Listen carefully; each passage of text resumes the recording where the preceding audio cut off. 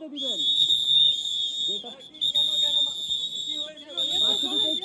ভার্সিটিতে দুই পক্ষের একটু ঝামেলা হয়েছিল, একটু হাতাহাতি হয়েছিল, সেটা পরবর্তীতে মামলা হ্যাঁ হ্যাঁ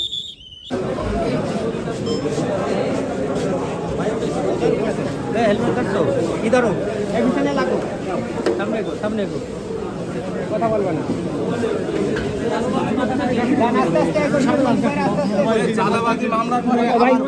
ভাই ভাই প্লিজ প্লিজ প্লিজ কথা বলেন না।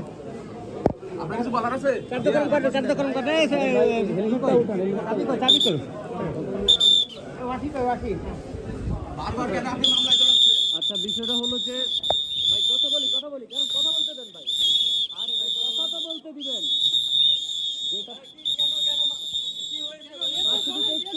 ভার্সিটিতে দুই পক্ষের একটু ঝামেলা হয়েছিল, একটু হাতাহাতি হয়েছিল, সেটা পরবর্তীতে মামলা হ্যাঁ হ্যাঁ ভার্সিটিতে দুই পক্ষের একটু হাতাহাতি হয়েছে, সেটা পরবর্তীতে মারামারিতে ধরে খেলছেন।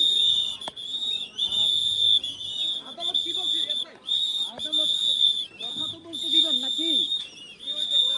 আরে ভাই কথা তো বলতে দিবেন। বিষয়টা হলো যে আমরা পার্মানেন্ট ক্যাম্পাসের জন্য ক্যাম্পাসে গেছিলাম, তখন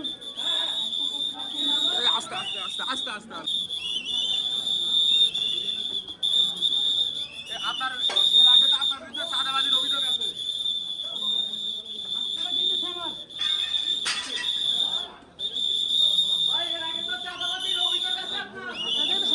করেন আপনারা অবগত আছেন এ আব্দুর রাজ্জাক বিন সুলাইমান রিয়াদ, তিনি ইতিপূর্বেও তার বিরুদ্ধে অনেক চাঁদাবাজির মামলা আছে, তিনি 164 আদালতে দিয়েছেন এবং তাকে বিজ্ঞ আদালত এর আগেও ওই মামলায় গুলশান থানায় যে মহিলা এমপি, আওয়ামী লীগের মহিলা এমপি শাম্মী আক্তারের বাসায় মব সৃষ্টি করে চাঁদাবাজির মামলায় সেখানেও তাকে 5 দিনের রিমান্ড প্রার্থনা মঞ্জুর করা হয়েছে।